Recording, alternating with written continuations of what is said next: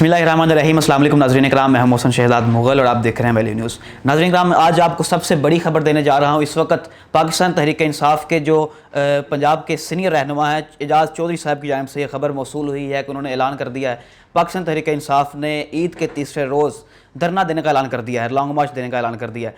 Long मार्च निकालेंगे, ये ईद के ठीक तीसरे दिन लॉन्ग मार्च निकाल के इस्लामाबाद में बैठेंगे, धरना देंगे। और खान साहब इस वक्त दोबारा से अपना धरने की सियासत की तरफ आ गए हैं और ख़ान साहब इस वक्त दोबारा से धरने की सियासत की जानिब आ चुके हैं। और ख़ान साहब ने जैसे इक़्तिदार में बैठ के कहा था कि अगर मैं सड़कों पर आ गया तो मैं ज़्यादा ख़तरनाक साबित हो जाऊंगा, और कल से वो इक़्तिदार से निकल चुके हैं। तो अब देखते हैं, धरनों की तरफ वो तो आ चुके हैं। कल प्रॉपर पूरे पाकिस्तान में 90 से ज़्यादा शहरों में जो है वो एहतजाज हुए और इतनी तादाद में आवाम निकली कि हर तरफ शोरगुल था। लेकिन इसमें बड़ी बात यह कि मीडिया ने कवरेज नहीं दी किसी जगह पर भी।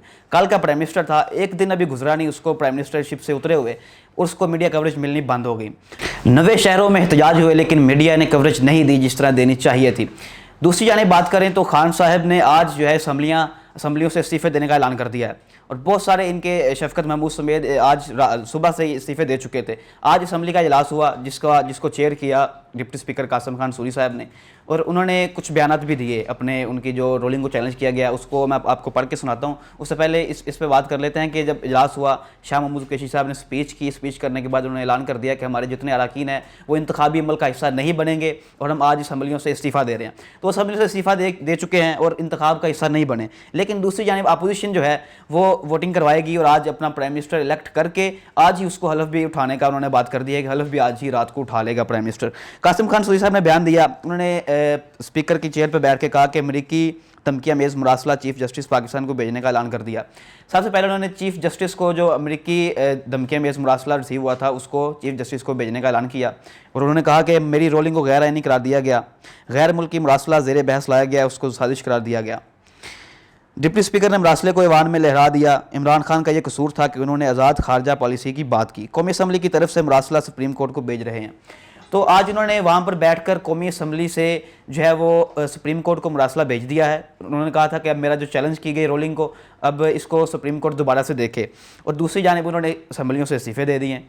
खान साहब ने जो इस्तीफ़े दिए हैं, लेकिन अब उनके तादाद जितनी भी है, चाहे वो 200 अपोजिशन के पास है, लेकिन 150 बंदा तो उनके पास बच जाता है। जब 150 बंदा इस्तीफ़ा दे देगा तो उनकी वोटिंग जो है वो ज़िमनी इलेक्शन इतना कैसे मैनेज करेगा इलेक्शन कमीशन इस मामले को। दूसरी यानी पंजाब असम्बली की बात की जाए तो पंजाब असम्बली में आज ही स्पीकर को 24 अरकान जो PTI के मुनरिफ अरकान थे उनके खिलाफ उनके खिलाफ जो है वो पिटीशन दायर कर दी गई है, स्पीकर को भेज दिया गया है और कहा जा रहा है कि उनकी गिनती पूरी है। परवेज़ इलाही साहब का बयान सामने आया, उन्होंने कहा कि हमारी गिनती पूरी है, हमें कोई मसला नहीं, 16 को वोटिंग होगी, हम जीत जाएंगे।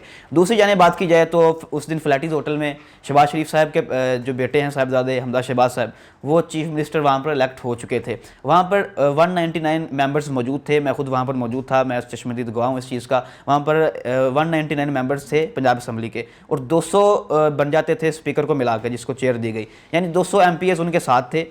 लेकिन इसके बावजूद भी PTI ये दावा कर रही है और ये कह रही है कि हमारे मेंबर्स पूरे हैं, लेकिन 16 को पता चल जाएगा क्या होता है। और मेरा ये ख्याल है कि जैसे उन्होंने कौमी असम्बली से इस्तीफ़े दे दिए हैं, आज पंजाब असम्बली से भी PTI इस्तीफ़े दे जाएगी। जब इस्तीफ़े दे जाएगी और दूसरी जानब KPK से भी इस्तीफ़े दे देगी, सारे इस वक्त वो पाकिस्तान एक सियासी बहरान की जानिब जा रहा है। पूरे पिछले महीने से सियासी बहरान तो था ही अपोजिशन की जानिब से, लेकिन खान साहब अब चूँकि इक़्तिदार से निकल चुके हैं, अब वो मज़ीद इसको आगे लेके जाएंगे कि उनके साथ जो किया गया अच्छा नहीं किया गया, अब उसका वो बदला लेंगे, चाहे वो मुक़्तदर इदारों से लें या फिर इक़्तिदार में आने वालों से लें। तो इसलिए वो कभी नहीं चाहते कि हुकूमत 1 महीने से भी ज़्यादा यहाँ पर रुके, इसलिए वो रमज़ान का महीना गुजारेंगे, फिर वो धरना देंगे और उसके अलावा ये सारे मामलात हैं। नाज़रीन इकराम, जब से इमरान खान साहब को इक़्तिदार से निकाला गया है तब से ट्विटर पर एक ट्रेंड चल रहा है इम्पोर्टेड हुकूमत, जिसका लफ्ज़ खान साहब ने अपने आखिरी खिताब में इस्तेमाल किया था कि इस इम्पोर्टेड हुकूमत को मैं नहीं मानूंगा, मैं नहीं मानता इसको, कभी भी इसको मैं कबूल नहीं करूँगा, इसके खिलाफ मैं पूरा सरापा एहतजाज और पूरी अपनी ज़ोर लगाऊंगा, इसको मैं कभी कबूल नहीं करूँगा।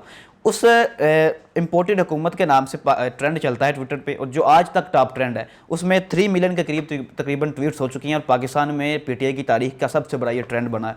और इसमें देखा जाए और दूसरे ट्रेंड भी देखे जाए तो उसमें काफ़ी सारे जनरल बाजवा साहब के खिलाफ भी चल रहे हैं। तो इसमें इस वक्त सोशल मीडिया सार्फिन की बात की जाए तो तकरीबन 50% लोग ऐसे हैं जो इस वक्त फ़ौज पर जो है वो बरहम है कि फ़ौज ने सारा कुछ करवाया اور لیکن خان صاحب کا اپنا کوئی بیان اس طرح نہیں آیا سامنے کہ فوج کے بارے میں انہوں نے کوئی بات نہیں کی ابھی، لیکن اس کے باوجود انہوں نے کوئی بات نہیں کی، لیکن پھر بھی لوگ فوج کے خلاف جو ہے وہ پورے ٹرینڈ بنا رہے ہیں، فوج کے خلاف باتیں کی جا رہی ہیں۔ اس سارے معاملے میں ایک بہت بڑا سوال اٹھتا تھا جو لوگ ہر بندہ یہ جاننا چاہتا ہے، اس میں دو سوال آتے ہیں۔ ایک یہ کہ آرمی چیف سے اختلافات آخر ہوئے کیسے؟ آرمی چیف کے ساتھ انہوں نے خود ان کو ایکسٹینشن دی تھی 3 سال پہلے، آج ان کے ساتھ تعلقات خراب ہو گئے، تو اس سوال کو ہر بندہ جاننا چاہتا ہے کہ تعلقات آخر خراب ہوئے کیوں؟ تو اس سوال کا جواب یہ ہے کہ خان صاحب جو ہے اس وقت یہ چاہتے تھے کہ وہ جنرل فیض حمید کو آرمی چیف تعینات کر دیں اور ان کو ہٹا کر، جو اس وقت موجودہ آرمی چیف ہے، ان کو ہٹا کر ان کو تعینات کریں۔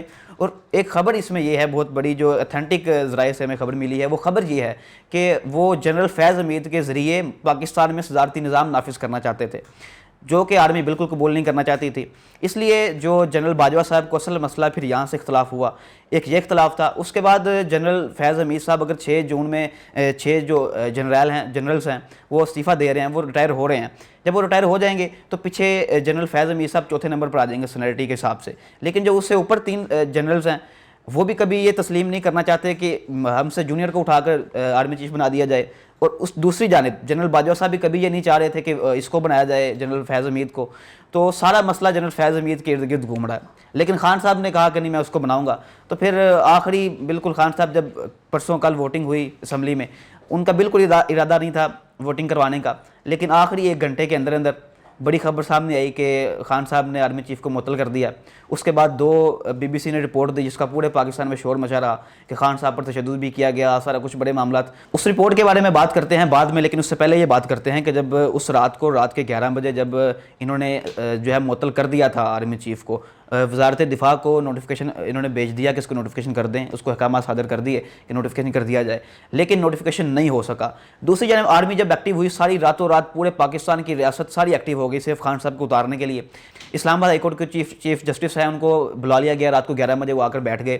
خان صاحب کو کہا گیا کہ آپ نے توہین عدالت کی، اگر 12 بجنے کے فوراً بعد ہی آپ کو جو ہے وہ تاحیات نہل کر دیا جائے گا، اگر آپ نے جو ہے وہ معطل کر دیا۔ نوٹیفیکیشن ابھی جاری نہیں ہوا تھا حالانکہ آرمی چیف کا، لیکن اس سے پہلے ہی کسی فرد سے اسلام آباد ہائی کورٹ میں اس کو چیلنج کر دیا گیا تھا، پٹیشن دائر کر دی گئی تھی کہ خان صاحب نے جاتے جاتے پاکستان کی ریاست کا بہت بڑے عہدیدار کو جو معطل کر دیا ہے اور اس کو چیلنج کیا جائے گا۔ اور اگر یہ نوٹیفیکیشن ہو بھی جاتا تو انہوں نے پہلے سے تیاری کر رکھی تھی، نوٹیفیکیشن ہو جاتا تو وہ پھر اس کو چیلنج کرتے، پٹیشن دائر ہو چکی تھی، اطہر من اللہ صاحب رات کو 11 بجے آ کے بیٹھ گئے تھے تو وہ بھی چیلنج ہو جانی تھی، لیکن وہاں تک نوبت پہنچنے نہیں دی فوج نے، سارا کچھ روک دیا، نوٹیفیکیشن بھی نہیں ہو سکا۔ اب یہاں پر باتیں یہ چل رہی ہیں کہ خان صاحب نے اگر معطل کرنا ہوتا تو 3-4 دن پہلے کر دیتے، لیکن یہ باتیں خان صاحب اب کیوں بتائیں گے کہ انہوں نے معطل کیا تھا، اب وہ اس پہ کوئی بات نہیں کر رہے، لیکن یہ واقعی باتیں سچ ہیں کہ انہوں نے معطل کر دیا تھا۔ اگر معطل نہ کیا ہوتا تو آرمی اس طرح ایکٹیو نہ ہوتی، نہ DGIA سے ہی وہاں پر جاتے رات کو 11 بجے، نہ پوری ریاست کو اکٹھا کیا جاتا، ادھر سے چیف جسٹس سپریم کورٹ کو بلا لیا گیا، باہر وہ جو ہے پریزیڈنٹ وین لا کے کھڑا کر دی گئی، پورے سیل کر دیا گیا، ان کو پارلیمنٹ تک نہیں جانے دیا گیا خان صاحب کو۔